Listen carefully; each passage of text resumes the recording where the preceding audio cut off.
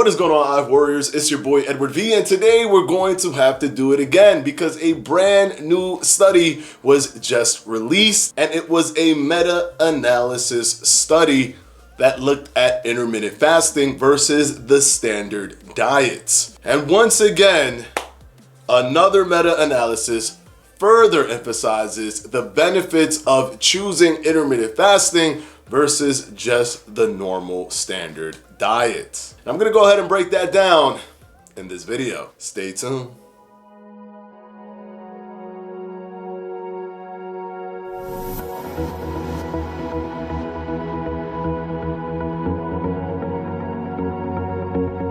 Alright guys, not gonna bog you down. If you want to go ahead and buy the Fledge Fitness jump rope, it's only $16.50. You can click on the top right hand corner of this video or down in the description box below. And of course, as always guys, thank you for your support. Now, let's go ahead and jump right into the video. Now, this study is called the Metabolic Impact on IF, or Intermittent Fasting, with type 2 diabetes patients. And it is a systematic review and meta-analysis. Now, I want to say one thing. How many people and how many anti-intermittent fasting pundits who want to tout science as their reasoning for why they don't want to assimilate themselves with intermittent fasting or talk positively about intermittent fasting?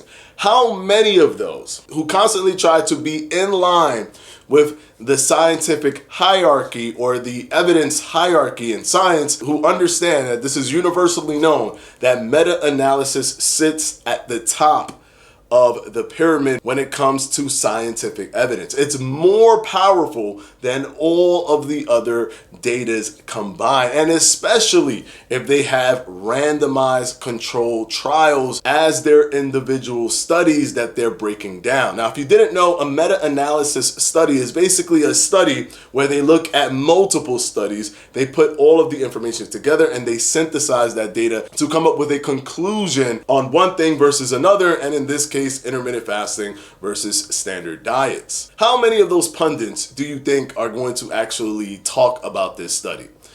I will venture a guess of 0. Now, they were very happy to talk about a single study, even though they themselves have repeatedly stated that, hey, listen, meta-analysis are the most important things. I've talked about multiple meta-analysis that show that intermittent fasting improves fat loss over normal caloric restriction, which doesn't mean that intermittent fasting doesn't have caloric restriction. It does, but it also has intermittent fasting. And they see that fat oxidation and burning and release is higher in the intermittent fasting group versus those who just do the caloric restriction. But they don't talk about that meta-analysis. They're completely blind. They hop, skip, and jump to a single paper study and create so much publicity for that single paper study. And now here we are back again with an intermittent fasting meta-analysis that shows the benefits of intermittent fasting.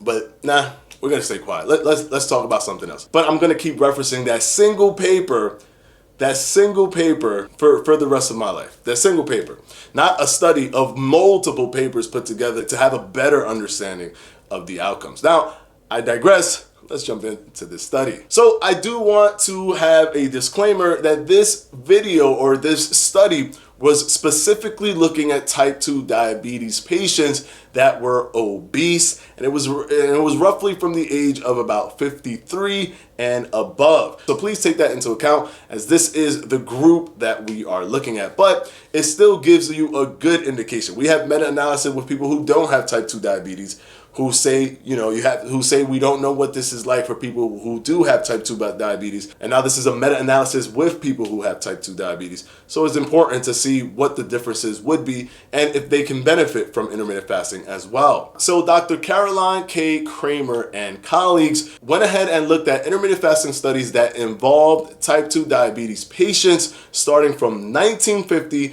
all the way up to April of 2020. Now, of course, thousands of studies came up. Of course, if you're looking from 1950s all the way to 2020 April, thousands of studies are going to come up, but they had to whittle it down all the way to 7 because their criteria was really stringent. They wanted to make sure that each study had a control arm. And they also wanted to make sure that it either had a randomized control arm or a randomized crossover design, which means that the group would do intermittent fasting or do the standard diet, and then there will be a washout period, and then they will do the other diet. They had to whittle it down to 7. That's how flawed many of the studies are out there. They don't actually have a full control where they're controlling for intermittent fasting using a control arm.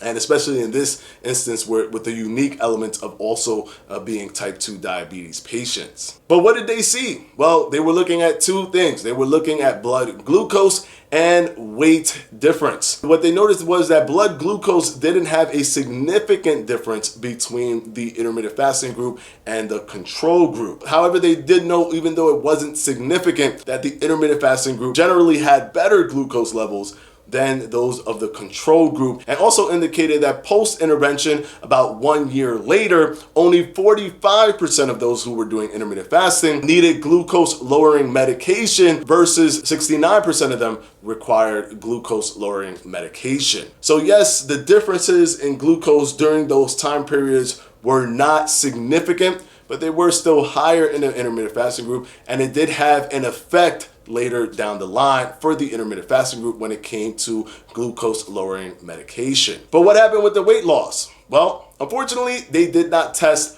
for body fat mass specifically.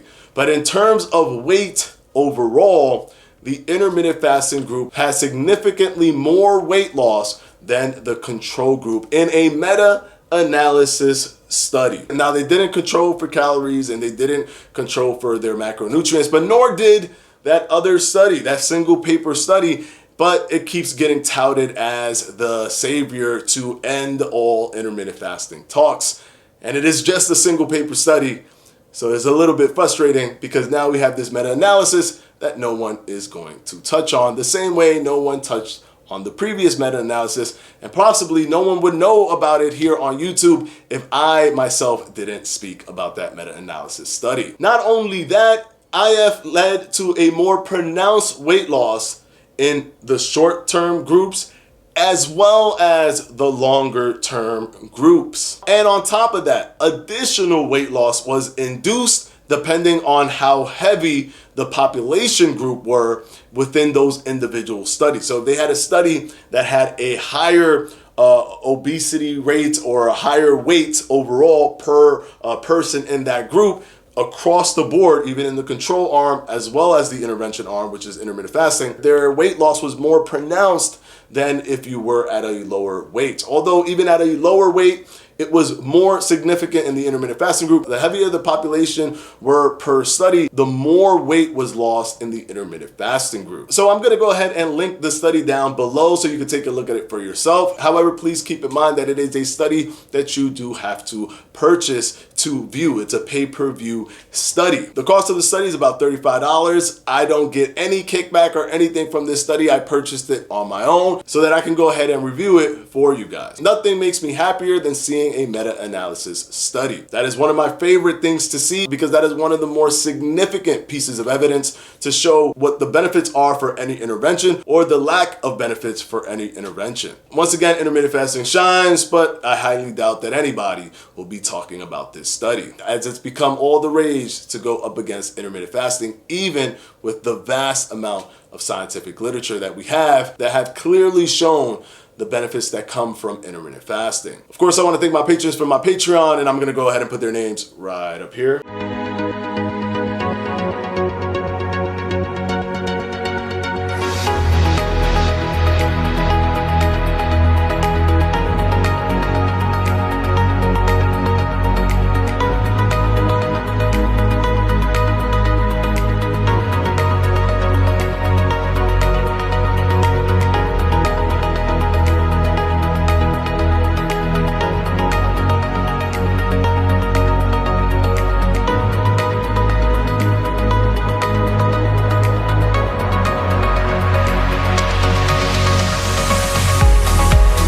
And as always, guys, I'll see you on Sunday for another FAQ. Peace!